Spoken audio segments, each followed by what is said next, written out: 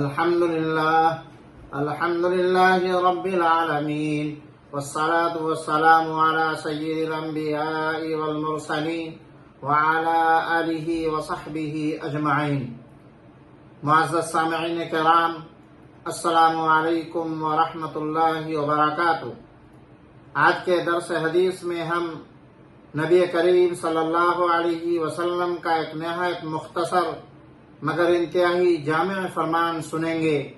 آپ صلی اللہ علیہ وسلم نے ارشاد فرمایا، من صمت نجا، جو خاموش رہا وہ نجات پا گیا.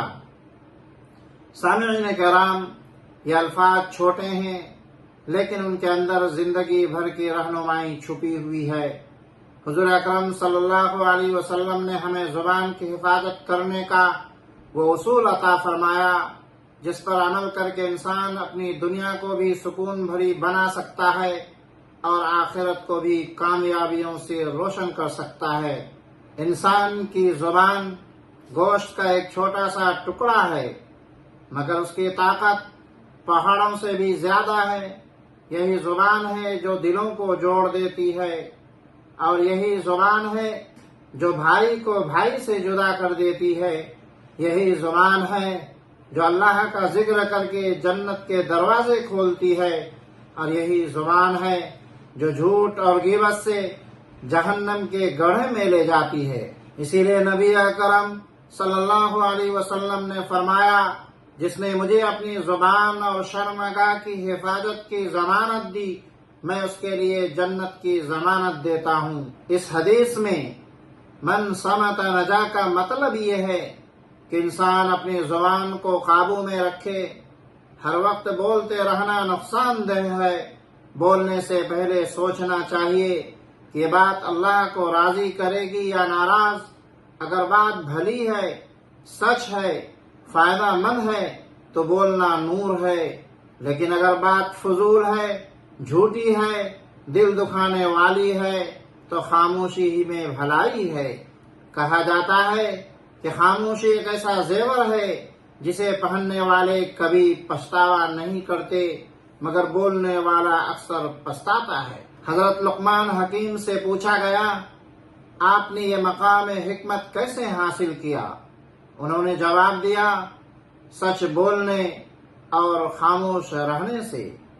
حضرت عمر فاروق رضی اللہ تعالیٰ عنہ فرمایا کرتے تھے، جو زیادہ بولتا ہے وہ زیادہ غلطی کرتا ہے اور جو زیادہ غلطی کرتا ہے وہ زیادہ گنہگار ہوتا ہے، اور جس کے گناہ زیادہ ہوں گے اس کی جہنم سے دوری کم ہو جائے گی. یہ کلمات ہمیں یاد دلاتے ہیں کہ زبان پر قابو رکھنا ایمان اور نجات کا ذریعہ ہے. اگر ہم غور کریں تو دیکھیں گے کہ ہمارے گھروں میں جھگڑے زیادہ تر زبان کی وجہ سے ہوتے ہیں. میاں بیوی کے تکرار ہو یا بھائی بہن کی لڑائی، زیادہ تر اس کی جڑ زبان ہی ہے. محلے میں فتنے ہوں، سیاست میں فساد ہو یا دوستوں میں دوریاں، اکثر سب کی بنیاد ایک غلط جملہ یا ایک تلخ لفظ ہی بنتا ہے. اس کے برعکس جب انسان برداشت کرتا ہے، خاموش رہتا ہے تو بڑے بڑے فتنوں سے نجات پا جاتا ہے. خاموشی کا مطلب یہ نہیں کہ انسان ہمیشہ چپ رہے، نہیں. خاموشی کا مطلب یہ ہے کہ انسان اپنی زبان کو گناہ سے بچائے. نیک بات کرنا، خیر کی نصیحت کرنا، قرآن کی تلاوت کرنا، دعا اور ذکر کرنا، یہ سب زبان کے بہترین استعمال ہے. لیکن فضول باتوں، غیبت، جھوٹ، چغلی، مذاق اڑانے اور لڑائی جھگڑے سے زبان کو روک لینا ہی اصل نجات ہے. معزز بھائیوں اور بہنوں،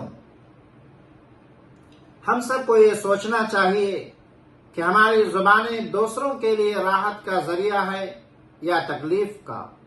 کیا ہم اپنی زبانوں سے لوگوں کو خوش کرتے ہیں یا ان کے دل توڑتے ہیں؟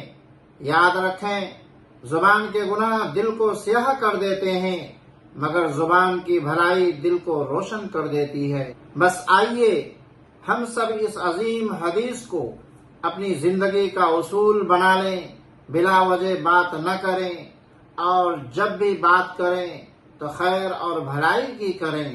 اللہ تعالی ہمیں اپنی زبان کی حفاظت کی توفیق عطا فرمائیں، ہمیں خاموشی کی حکمت عطا فرمائیں، اور ہمیں ان خوش نصیب بندوں میں شامل فرمائیں جن کے لیے نبی کریم صلی اللہ علیہ وسلم نے فرمایا، من صمت نجا، جو خاموش رہا وہ نجات پا گیا۔ آمین یا رب العالمین۔